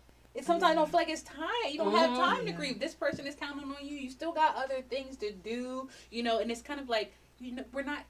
It feels like we're not given the opportunity to choose ourselves, and in that way, we suffer while the rest of the world kind of moves forward, and we choose to put this, and we choose to make sure that person is happy, and we choose to make sure these things are good. And I have found that, like, then once we have that ritual of choosing other people. As long as they're good in that way, then we feel internally good. But if they don't respond, that like that was perfect for them, because we also know the sacrifice it took to give it. It's crushing. It is crushing. It's such a blow, like.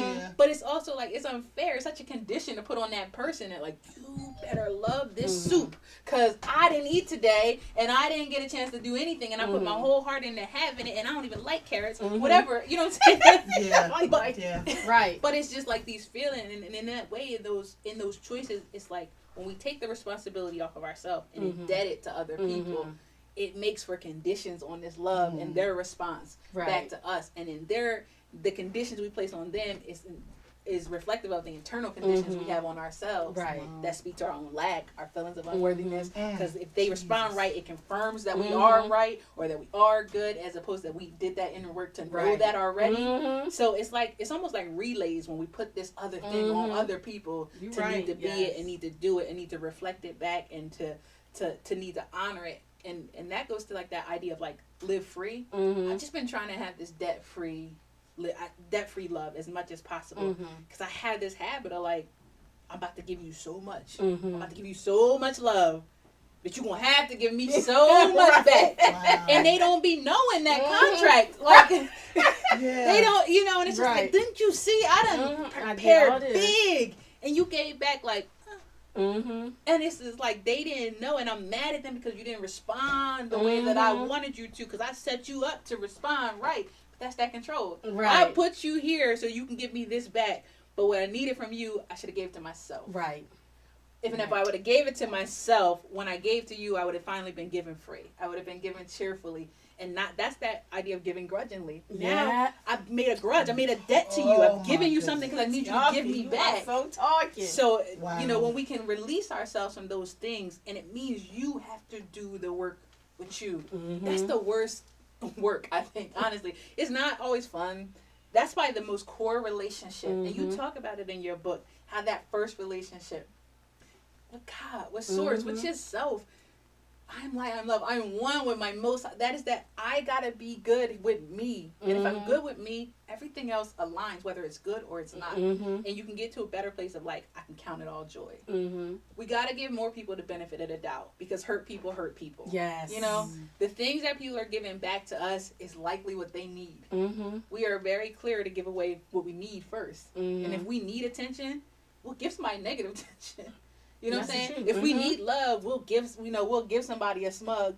Just like we kind of, it's this give and take thing. And so understanding, like, when you know what you need, and if you take a minute to try to give it to yourself. What I say this morning, right? I didn't have comfort. But when I could sit with that idea and understand, what do you need? You need to be challenged. You need this moment. You need to dig in for this conversation, because that's what you really what you want. You want a good conversation about this good work. You know what I'm saying? Right. So understand that what's internally asking from you is what you need. Is what actually what you wanted. And if you'll deal with that, as opposed to I make it y'all problem. Right. They didn't have what I wanted. I didn't like how it was set up. And now that I'm making the discomfort I felt, instead of reading what it was actually trying to tell me, and if I make it your problem, then I miss the blessing. Yeah. And we don't have the good conversation. So Right. I think if we would learn to really listen to ourselves, just be quiet for a second and hear whatever is talking to you and what it's saying and what that relationship is with self, you'll learn so much about your relationship with other people. You'll learn so much. If you're isolating, a lot of times it's because you don't feel like you connected. You don't feel connected to other people. If you're begrudging from love or keeping from love, you often don't feel love. If you are smug, you often don't feel appreciated. Right. Like if you'll know these things about yourself, you can give more of what you want to give and not just what you have an overflow of, which is likely your attitude. Right. So. Wow, wow. First of all, nobody giving you an offering. No. I did not expect that.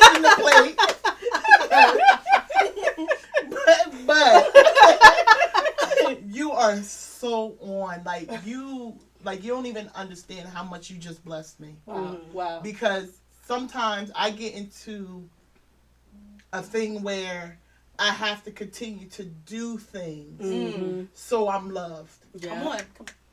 And that is one that derives from trauma. Yes. It definitely derives from trauma. And it'll keep you in a place where you're always overdoing. Yes. And wonder why. And never satisfied. Right. And wonder why they're not even reciprocating. Because in my mind, I done made this contract with you that you had no idea of. And then when I haul off and snap, they like, I didn't know. Right. And they didn't know. They did. Right. They did Because know. I made a contract in my mind, okay? I love you, so I'm going to love you this way. And I need you to return the way that I loved you, the way that I think that you should, in the manner of the way that you should, and you should be given to me. Yes. Sometimes people are not even capable. They can love you, but they're not even capable of giving you of what you think they should be giving you because they're in their own trauma. They're in their own depression. Yes. Because they're in their own anxiety moments. Yes. They're in their own insecure moments. So how about we give these people a break in our relationship? And I'm not saying one by any means except halfness. Right. What I'm saying is be clear in communicating of what you need. And if they're not able to give it to you, then you can make a choice if this situation is right for me. Yes. And make sure you're giving you what you need first. Right. And don't leave it on them to give you what you need for yourself. Absolutely. Yeah. And I do think us as Black women, I think because of what history tells us and what our ancestors have gone through and going to at this point, we do. We make sure everybody eats first before I sit down and eat. Yeah. Because that's what we were taught. And I think Pastor Coles, the male version, Pastor Coles, said about foundation. We were taught that the man eats first. The man eats first, then the children. Why? Somebody decided. Somebody decided that was the way, the order. And I understand that the order of the home is this, that, and the third. But nowhere in the Bible does it say, man eat first, then the kids. Well, I know why I feed, and this is funny, I know why I feed my husband first in the house. Because I made the mistake of not making his plate, and my kids ate everything. Well, that's different. So that was the funny part. I mean, he came home, was like, there was nothing left. Like, and I said to my kids, nobody thought about your father? So I make his plate. But go ahead. No, but I think that's testament of what it is, because now you have reasoning of that foundation. We never had reasoning of the foundation. Mama just said he eat first. And I remember my boyfriend came over for dinner last week, right?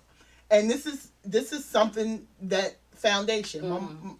One of the things I see with my sister and her husband, they've been married for literally forever.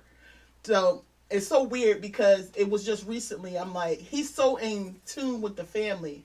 I really look at him at my brother, and it was just recently, a couple years ago. I'm like, oh, that is her husband. So it's just so weird because he just been infused, and like when he came to the family, it just meshed. Yeah. So even though we didn't mesh, but he meshed. But it was one of those things that he, with the foundation with my daughter. So my daughter, I'm making my boyfriend's plate. Yeah. My daughter hands me a paper plate. I said, men don't eat off paper plates. Go get a regular plate. She says, well, why? I was like,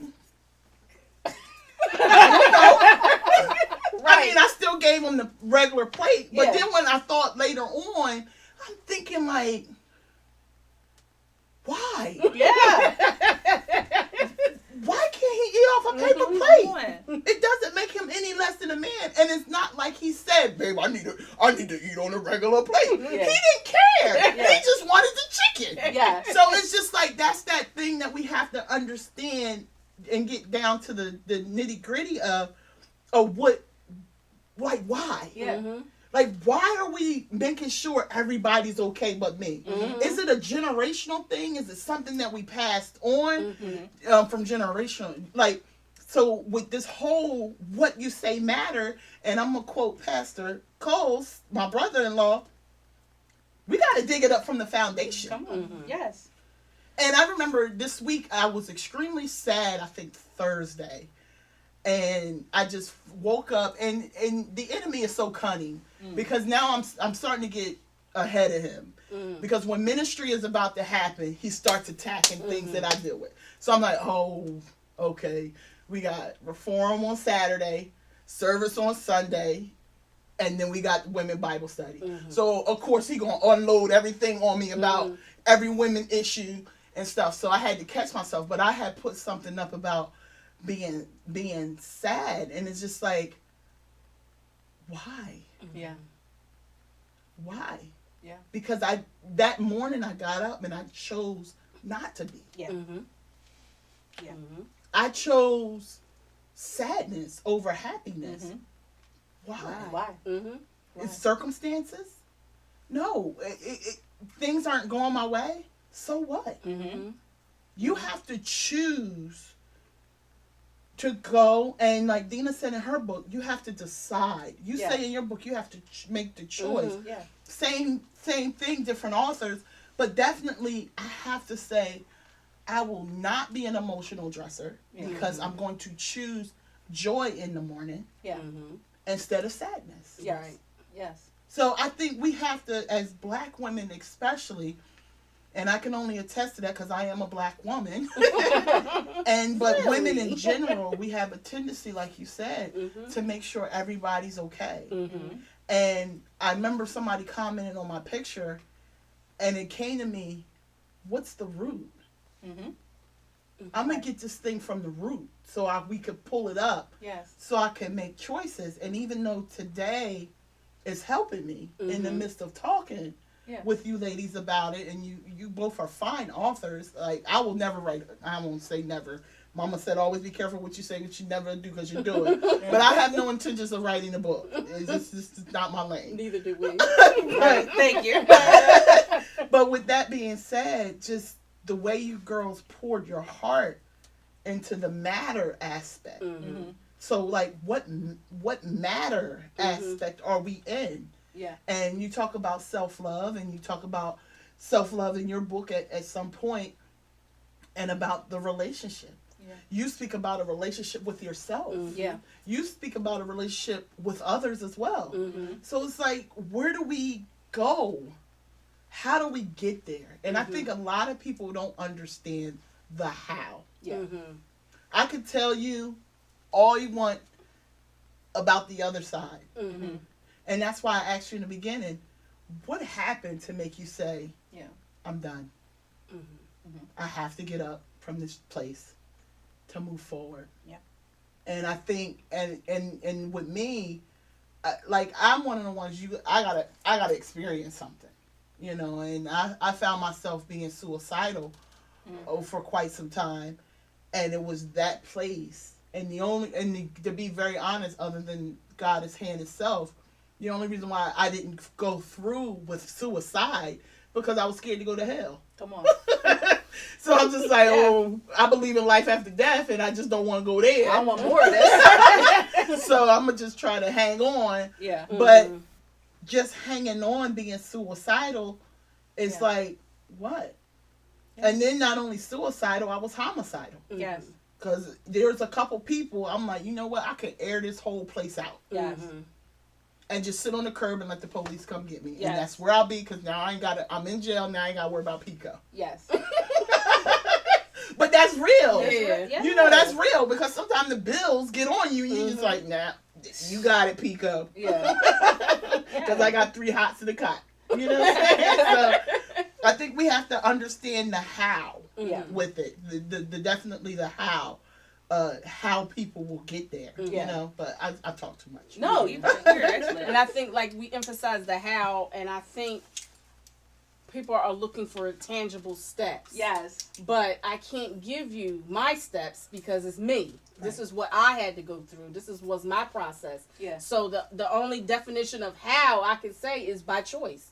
You have to literally make a choice to do better and head in the directions that you want to go. Yes. You know, so that is the how. And I think a lot of people are searching for the how in their lives, but you know, us as humans, we don't have all the answers, but we know who does. We do. Amen. So his how and your steps to know how to get there, you're going to have to see God about it. You know what I mean? And then you have to do with the self-care, the self-affirmation, you have to do what's comfortable and what's best for you, for your process. Yes. I'm so tired of people clumping everybody together. We're not clones. We're each an individual. Yes. We have our own trauma. We have our own hurts. Everybody has their own path that they have to go through. So there's no specific step on the how other than choice. Yeah. You see what I'm saying? So I need people to get that choice. And the thing about it is her book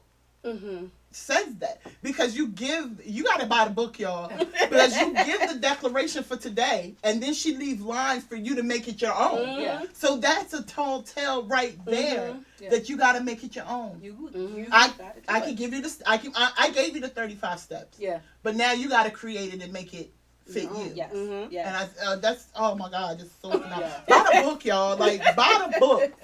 You know, like, really. I think with the how, too, you know, because the situation is hard and because it's been hard to deal with where we are, we want the answer to be hard. Yeah. It seems like that would be the next thing, but it's not.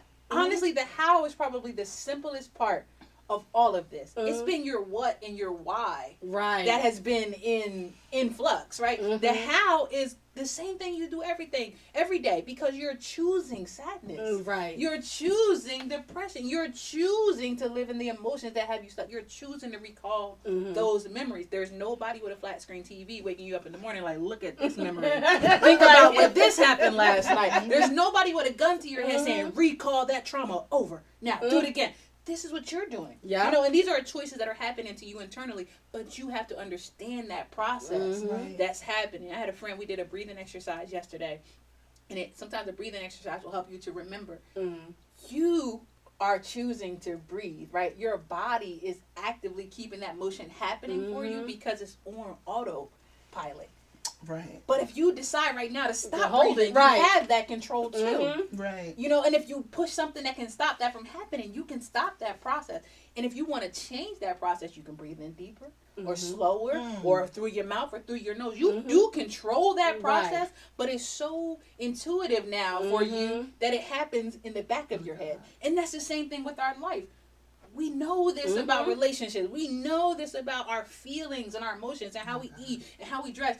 But it happens so much on autopilot in the back of our mind now. And we're not willing to recall that thought from autopilot, bring it forward and say, let me adjust this pattern. Right. Let me fix this. And sometimes we'll get a stuffy nose and it'll say, now I got to breathe out of my mouth. I have to make this change. So we'll get trauma that says, you can't go this way anymore. You have to go that way. But once healing comes, why are you going to keep acting like you got a stuffy nose? Why are you gonna act like your nose don't work now? You know what I'm saying? We yeah. gotta, we have to just be aware of our personal power. Be aware of the understanding that it is happening. Life is not happening to us; it's happening through us. So if we will understand how to be a part of that process, how to be a part of it, and not just act like it's just all happening and I can't fix it. You can. You can change. You want to know how you can change what you talk, what you think? It's by changing what you internal conversation. Faith cometh by hearing. What you keep hearing is what you will believe in. What are you saying? That's what you believe. If you keep hearing, oh my God, I got haters, it's because somewhere in your mind you're telling yourself, people don't like me. Wow. She don't like me. He don't like me. That's what you're saying over and over again. So if you change that, I always talk to my nieces because it's like, you know, I feel as much as I love our youth, I'm like, why y'all listen to so much crazy stuff in y'all ear? Like their whole music be like, I'm so depressed, I'm on drugs, I'm about to smoke this drug. Yeah. Like, y'all got the saddest heroes. I They know. do. But you hear all these, and it's like, I know you feel a relationship. Like you feel related to that person because you got pain and they got pain. But all y'all doing is swimming in the pain pool. Yeah. You just taking laps. Our life sucks. Yep. You know what? Y'all gotta switch that up. Let's get out of that. Let's talk about something else. You know what good happened today, and let's try to keep that cycling. Right. We talk about it in here, but the cycle of choice. Every day we choose, y'all. We choose what we gonna wear. We choose what we gonna eat. We choose how we gonna sit. We choose our posture. We actually nothing is happening to us. I've done with this whole thing in my posture. Like I slump over and all these type of things. But it came to my understanding that like there were parts and times in my life where I felt like I had to lower myself or be less than, and I needed to kind of crouch down in these positions, and I chose to kind of take on this position, right? And because I did it so often, the muscles retained that memory. Yeah. And some parts of the hip got stronger while others got weakened because I was leaning on them more. Yeah. So the body responded to exactly what I thought what could hold me up. It gave me exactly that back. Yep. Wow. If you can understand how much of that is you and your power and the essence of what God gave you, your body is just an expression of your spirit. If you can understand all the power the spirit has, you know, and if you just let it be, just let it be simple. Let it be simple. Let it be like, I'm about to do this. And then do it. Right. And when it don't work, do it again. Do it again. Keep doing it. I promise you, it's going to get you somewhere. You didn't wake up. You didn't come in this world believing that it sucked. That it was terrible. That nobody was going to love you. That nobody's going to treat you right. That everything was going to go wrong.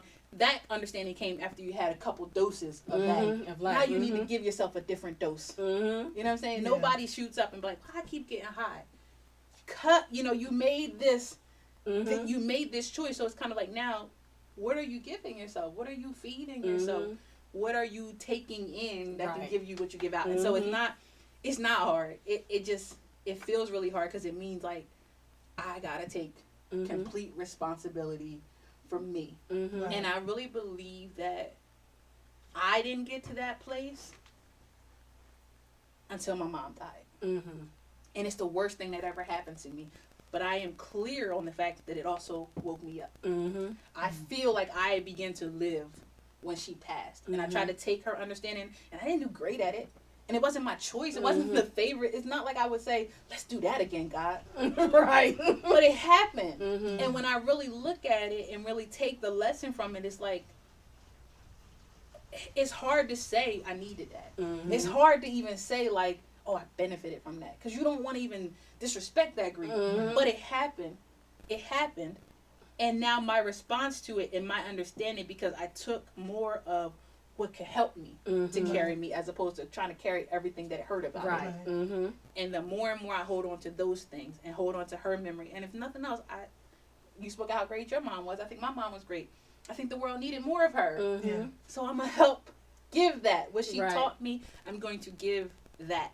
And, you know, I think that's the best that we can do is just try to be our best version of ourselves, however that turns out. You know, I don't have a million big fan base. I'm not huge with social media. I don't really interact very well there. I don't love it super great, but I think that I'm doing what I'm supposed to do. Right? And all the things you talked about doesn't mean people cheer me on all the time or they love it. Some people are like, how you starting? Why you? People have questions. It's challenging to be me, to be you, and to step out and to do the things you're supposed to do. But there's value and reward in making those choices. If I chose to please you, I can pretty much 100% guarantee myself that I'm not going to be happy. Right. Absolutely. But I've decided this lifetime, because I feel like we've probably all done this a couple times, but this time, I'm going to choose me, and I'm going to choose to be the cup that God can fill, because this time I want to overflow, and I want to do it well. And if I don't put myself in a position to be that, how will you experience my overflow? When God prepares the table and pours it out and the cup runs over, if the cup never showed up to the table, right. now you just got a mess. Right. Wow. So it's kind of like, just I wanted to be in a position that this time we could get it right. Right. And that means every day trying to figure that out. There's no perfection here. That's every day letting patience have its perfect work. Right. Letting God perfect those things that concern me. Making a lot of mistakes, but also getting a lot of lessons. And so, the how is the same way you're doing right now. You're choosing something right now, whether it's choosing to stay, whether it's choosing, not to work on your project, whether it's choosing to still lay in the bed, whatever. Everything is a choice. It's here. So you have to decide, what am I going to do? And it starts with the core thing that you said. You got to ask yourself the questions. It's not the how, it's our why that is the problem. It's the why. Why are you? Why? What do you want? Right. Those are the things. Deal with those questions. How? How? Well, you do how. That's the woo. Again, we're not giving you an offer. I'm taking a bagel. Don't just I just want to be clear. But this conversation is just so phenomenal, and it's blessing me. It's blessing my socks off. Oh, wow. It really is. I'm not as, what's the word I'm looking for? My sister is like, oh, she got a book. Let's go see. Like, my sister's like, everybody come in. So, me, I'm like, let me say. I see when she get there. So, but just to meet you and then to read pieces of it, because I'm definitely going to read the entire thing, it's just like phenomenal. Like, you are amazing and a pillar of your own strength. Wow. And I know a lot of us women, we really try to resonate what our mother taught us. And one of the things when my mom passed away, I said, I needed to learn more, Mom. I wasn't ready. I said, how could you leave me? Yeah, you left. And then I remember my boyfriend saying, like, stop saying she left you, because if she had really had that choice, she would be here. Yeah. Yes. But she knew that her time was over. Yes. So she accepted what God, the will of God. But it's just like, but then I got to a point months later, I'm like, she gave me all I needed. Now it's time to put the package together and then move forward from it, you know. And then, I still get teary-eyed talking about my mother and stuff like that. But it's just a part of the process. But just saying that with the how and the why and the foundation part Pastor Coles has been teaching on, and then the whole, my sister just blew it out of the water on Sunday with her message of how to move forward and what's stopping you. You from what I got from it, what's stopping you from moving forward in your freedom. And then just you today and what you say matters. It's just so, I'm just so overwhelmed, because it's like, you have all the keys, use them. And I want people to understand that we serve a God that's amazing and forgiving and graceful and gracious. It's okay to mess up. And you said that, because this probably will be like my 30th restart. And then it gets embarrassing to say that I'm restarting because you done said it. So now you quiet about your restart because you don't want to, like, this ninja just restarted 2 years ago. Now she's starting again, but don't be ashamed in that. Don't be ashamed of saying, you know what, I fell off. Sometimes I ran 2 marathons Get it. in my lifetime. We'll never do it again, the way these knees is set up. But one of the things I learned when I ran my marathon, I think it was about maybe 6 or 7 years ago, I ran 2 almost back to back. Uh-huh. One in August, which I had a death wish. Who runs in August? But I did. And then one in October. And one of the things when I trained for a marathon, my trainer would tell me, do 5 seconds more than you did yesterday. Yeah. Because I wasn't a runner. Yeah. I walked. I started just by walking. Uh-huh. And he said, run 30 seconds. Yeah. Time it. Then the next day, run 35. And then I looked up. The furthest I've ever ran was 34 miles. Nice. Non-stop. Oh, wow. Yeah, but that took a process. Yeah. And there were times where, because you have to get your muscles working and get the muscle memory going on when you're running, Yeah. because even when the fatigue sets in and your mind shuts off, the body keeps moving. Uh-huh. So you have to get, and there's times that I would run to the point that I would fall out, like fall to the ground because I couldn't get there. But then I get back up. Yeah. And that's the same thing in the spirit, and that's the same thing here with saying what matters and building relationship with yourself and others. You're going to fall off. Yeah. You're going to have to take a knee. And I remember my trainer would say, Dita, take the knee. Yeah. Because I would try. He's like, I see it in your face. Take the knee. No, I can't take the knee. I can't take the knee. Yeah. Take the knee. And then I would have to take the knee. And he said, see, now you're starting to feel your strength again. Yeah. Because you took the knee, and now you're starting to take in. More. And now, you know what? I can get up and move forward. Yes. And the next day, I will go. And that's the same thing with our healing and the process of this. Yes. Of you may have a bad Tuesday. Yeah. You may have had to take that knee on Tuesday. But Wednesday, and not even the next day, Yeah. sometimes at noon Yeah. on Tuesday, you feel your strength again. Yes. And you can run again. And don't be so hard on yourself. Come on. Sometimes we are hard, and I can only really speak from a woman's perspective.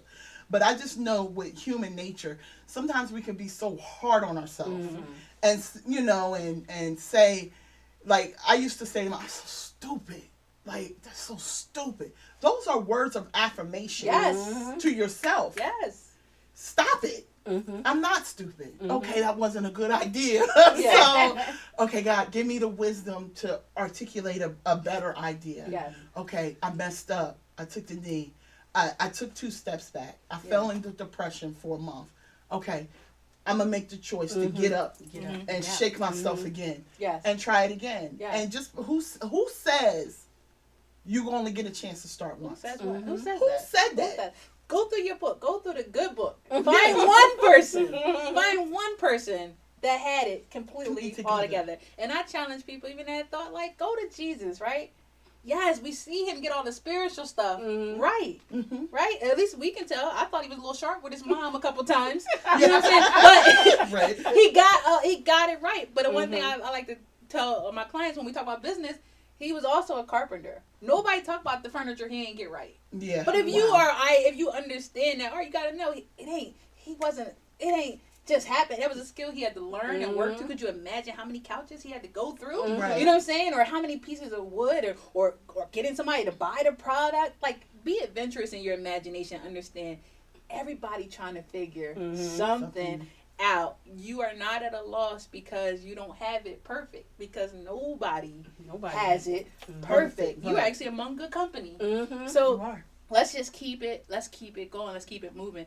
My pastor would say, even if I lose everything, as long as I got Jesus, I got enough to start over. And I try to really keep that in mind with me. I've started over so many times. That's why I'm at the point now where I'm not making a brand. I'm not branding myself. I'm not even putting it back because I don't have one. I don't know the umbrella. Yeah. It's just, I'm here. It's my, but it's like you start over so much. How much have you learned? How much have you added? How much can you give to your kids? Like, if I tell my kids, look at what I did. Even if it only worked out one time, it's there. It's in the repertoire. Right. Look at Maya Angelou. We know her as a great poet, and we know her as so profound. she's a calypso dancer. Mhm. She, you know what I'm saying? Yeah. She got an album out. She's doing a whole lot of stuff Mhm. while she figures it out. We love to sit in people's grace. Mm. And then we forget all about the grind and the process of what Mhm. got Wow. them there and into That's that deep. gear. Mhm. And so, you know, we are all of this. Yes. We are the embodiment of all of that. And so the process is not as beautiful as we want it to be, and it's not as easy, but it is purposeful, Mhm. and it's full of exactly what you need. Some of Mhm. us need that hard, Right. because you have a big thing to get. Mhm. Right. You know, diamonds don't need little taps; they need a big crushing. Mhm. You know, Right. olives don't need just a little press; they need a real Yeah. press. When you got Right. something really good in you, it'll take a little bit more to get that out of you. And so, just allowing those things to be, Yeah. and allowing that balance to exist in your life. And then when the oil come or the diamond come, don't toss it. Mhm. Don't say it wasn't good enough. Yeah. You know, appreciating what you have as a result. Those are the Mhm. type of things that have helped me to understand, you know, what Mhm. matters. And we talk about that idea of what matters, and that idea is like, what matters to you is what materializes Mhm. also in your life. So you get what you Mhm. what you're getting, and not, you know, you need the relationships. Yep. You need it. You need good ones. All right, so we have come to the end of Oh, our conversation. I love this. I love Yes. This was a lot of fun. This was awesome. I appreciate you coming. Thank you guys for tuning in for our Let's Talk forum. We can't thank you guys enough for your support and your love. If you want to give to the ministry, it's relationshipmattersministries.com/give. We are a nonprofit organization. Everything goes back out to the community. Does not go to my bracelets. Yeah. So we just want to say thank you guys. Follow Relationship Matters Ministries. If you have not, please follow our page. We're on YouTube at RMM215. We're actually on our website is relationshipmattersministries.com. Social media, Facebook, Instagram, all that is Relationship Matters Yes. Ministries. Please follow us. Also, please support our very talented inspirational author, Mydera, Taliah. Yes. Please purchase her book, What You Say Matters, is 35 Declarations to Unlock Growth in Your Life. The book is awesome. Please follow her as well on Yes. Facebook. Not sure if you're on Instagram. I'm on Instagram. Okay. They're not great pages, but check them out, right? Well, whatever. Support is needed. Yes. You know, as she gets more followers, she'll up it. So, Yes. so please, thank you again for coming. Oh, growwelltogether.org. So sorry. So No, that is her website. Thank you guys again. We appreciate